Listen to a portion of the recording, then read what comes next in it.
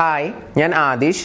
ഇന്നത്തെ വീഡിയോയിലൂടെ നമ്മൾ ഡിസ്കസ് ചെയ്യാൻ പോകുന്നത് നിങ്ങൾ ഒരു ഹൈ വാല്യൂ വിമൺ ആണോ എന്ന് എങ്ങനെയാണ് തിരിച്ചറിയാൻ സാധിക്കുക എന്നുള്ളതിനെ പറ്റിയാണ്.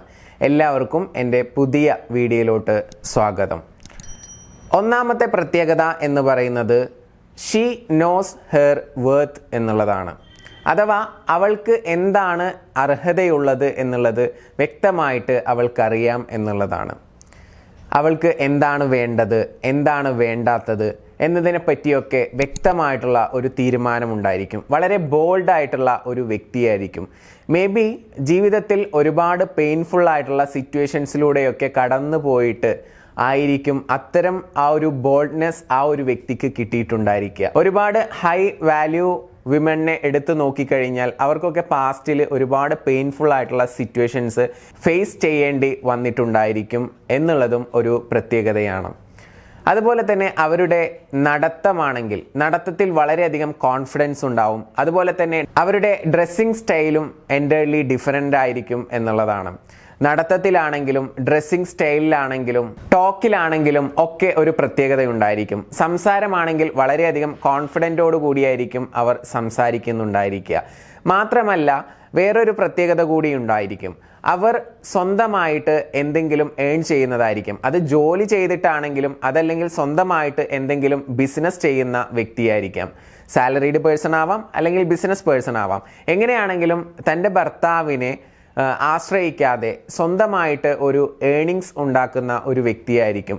ഇതാണ് ഹൈ വാല്യൂ വുമന്റെ ഒന്നാമത്തെ പ്രത്യേകത എന്ന് പറയുന്നത്. ഇനി രണ്ടാമത്തെ പോയിന്റിലോട്ട് പോകുന്നതിന് തൊട്ട് മുൻപായിട്ട് നിങ്ങളുടെ റിലേഷൻഷിപ്പിൽ എന്തെങ്കിലും ഇഷ്യൂസ് നിങ്ങൾ ഫേസ് ചെയ്തുകൊണ്ടിരിക്കുന്നുണ്ടെങ്കിൽ, അതിനുള്ള സൊല്യൂഷൻ അറിയണമെന്ന് ആഗ്രഹിക്കുന്നുണ്ടെങ്കിൽ മുകളിൽ കാണുന്ന നമ്പറിൽ നിങ്ങൾക്ക് വിളിക്കാവുന്നതാണ്. ഇനി രണ്ടാമത്തെ ഒരു പ്രത്യേകത എന്ന് പറയുന്നത് she loves and respect herself എന്നുള്ളതാണ്.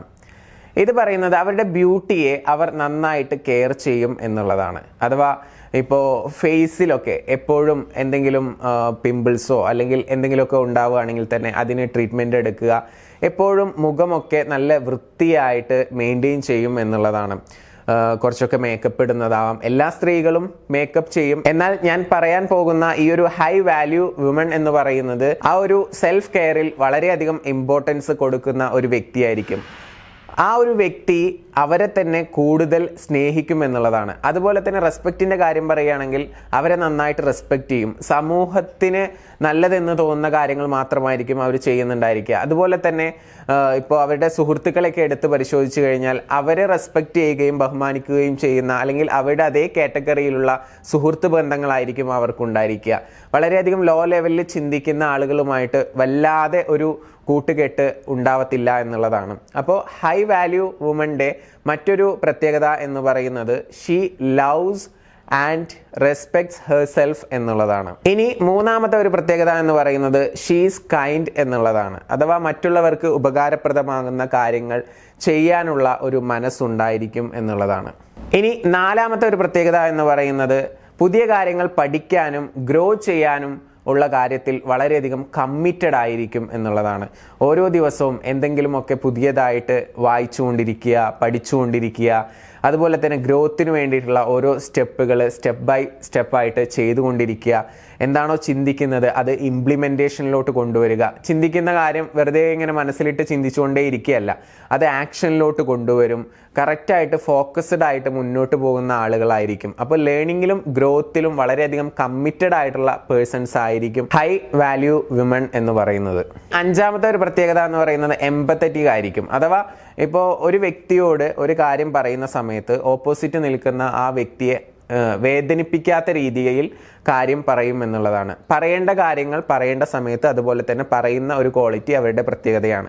അതുപോലെ തന്നെ ഇപ്പോൾ മീറ്റിംഗ്സിലാണെങ്കിലും എന്ത് കാര്യത്തിലാണെന്നുണ്ടെങ്കിലും അവരുടേതായിട്ടുള്ള ഒപ്പീനിയൻസ് ഉണ്ടായിരിക്കും. അത് ഓപ്പൺ ആയിട്ട് പറയാൻ അവർ ഒരിക്കലും മടിക്കത്തില്ല എന്നുള്ളതാണ്. അവരുടെ മനസ്സിലുള്ള കാര്യം അവർ തുറന്നു പറയും.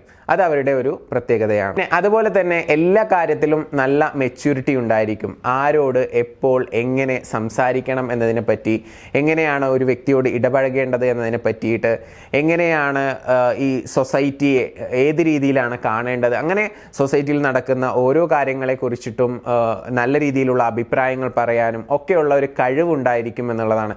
അത് മെച്യൂർ ആയിരിക്കും സംസാരിക്കേണ്ട കാര്യത്തിലും, അതുപോലെ തന്നെ പ്രവർത്തനവുമായി ബന്ധപ്പെട്ടിട്ടുള്ള എല്ലാ കാര്യത്തിലും നല്ല മെച്യൂരിറ്റി ഉണ്ടായിരിക്കും എന്നുള്ളത് കൂടി ഹൈ വാല്യൂ വിമന്റെ ഒരു പ്രത്യേകതയാണ്. ഇത്തരത്തിലുള്ള ആളുകൾ വളരെയധികം പാഷനേറ്റ് ആയിരിക്കും. അവരുടെ ജീവിതത്തിൽ അവർ എന്തെങ്കിലുമൊക്കെ ഒരു സ്വപ്നം കൊണ്ടു നടക്കുന്നുണ്ടായിരിക്കും.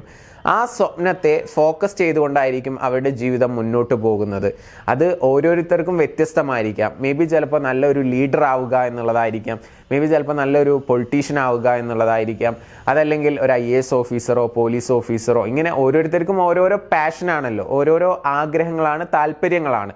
അപ്പോൾ എന്തിനോടാണോ താല്പര്യം, ചില ആളുകൾക്ക് സിംഗർ ആവാനായിരിക്കും, ചില ആളുകൾക്ക് ട്രെയിനർ ആവാനായിരിക്കും, ചില ആളുകൾക്ക് ഫിലിം സ്റ്റാർ ആവാനായിരിക്കും ആഗ്രഹം. അപ്പോൾ എന്ത് തന്നെയാണെങ്കിലും അവരെന്താണോ കോൺസെൻട്രേറ്റ് ചെയ്യുന്നത്, പാഷനേറ്റ് ആയിട്ട് മുന്നിൽ കൊണ്ടു നടക്കുന്നത്, ആ ഒരു കാര്യത്തെ ഫോക്കസ് ചെയ്തുകൊണ്ട് ജീവിതം മുന്നോട്ട് കൊണ്ടുപോകുന്ന ആളുകളായിരിക്കും ഈ ഹൈ വാല്യൂ വുമൺ എന്ന് പറയുന്നത്. അവർക്ക് പലപ്പോഴും എൻ്റർടൈൻമെൻറ്റിന് കുറച്ച് ടൈമേ ലഭിക്കത്തുള്ളൂ. എന്ന് പറഞ്ഞാൽ അവർ എൻ്റർടൈൻമെൻറ്റ് ഇഷ്ടപ്പെടാത്തത് കൊണ്ടല്ല, അവർ എൻ്റർടൈൻമെൻറ്റിനേക്കാൾ കൂടുതൽ പാഷനേറ്റ് ആയതുകൊണ്ടാണ്. ഒരു ഉദാഹരണം പറയുകയാണെങ്കിൽ, ഇപ്പോൾ TV കണ്ടുകൊണ്ട് സമയം കളയുക, അതുപോലെ തന്നെ തിയേറ്ററിൽ പോവുക, അതുപോലെ തന്നെ പാട്ട് കേട്ടുകൊണ്ട് വെറുതെ സമയം കളയുക, സുഹൃത്തുക്കളോട് വെറുതെ സംസാരിച്ചിരുന്ന് സമയം കളയുക, ഇങ്ങനെ സമയം പാഴാക്കുന്ന ഒരു സ്വഭാവം അവർക്കുണ്ടാവത്തില്ല. ടൈം നന്നായിട്ട് അവരുടെ സക്സസ്സിന് വേണ്ടിയിട്ട് എന്താണോ പാഷനായിട്ടുള്ളത് അതിന് വേണ്ടിയിട്ട് കൂടുതൽ വിനിയോഗിക്കുന്ന വ്യക്തികളായിരിക്കും ഹൈ വാല്യൂ വുമൺ എന്ന് പറയുന്നത്. പിന്നെ അതുപോലെ തന്നെ അവരെ കൂടുതലായിട്ട് കെയർ ചെയ്യും എന്നുള്ളതാണ്. അവരുടെ ഹെൽത്തിനെ, അതുപോലെ തന്നെ മെൻ്റൽ പവറിനെ ഒക്കെ അതിന് വേണ്ടിയിട്ട് അവർ ചെയ്യുന്നത് എന്തൊക്കെയായിരിക്കും? എക്സസൈസ് ചെയ്യുന്നുണ്ടായിരിക്കും, അതല്ലെങ്കിൽ യോഗ ചെയ്യുന്നുണ്ടായിരിക്കും, അല്ലെങ്കിൽ ജിമ്മിൽ പോയിട്ട് വർക്കൗട്ട് ചെയ്യുന്നുണ്ടായിരിക്കും.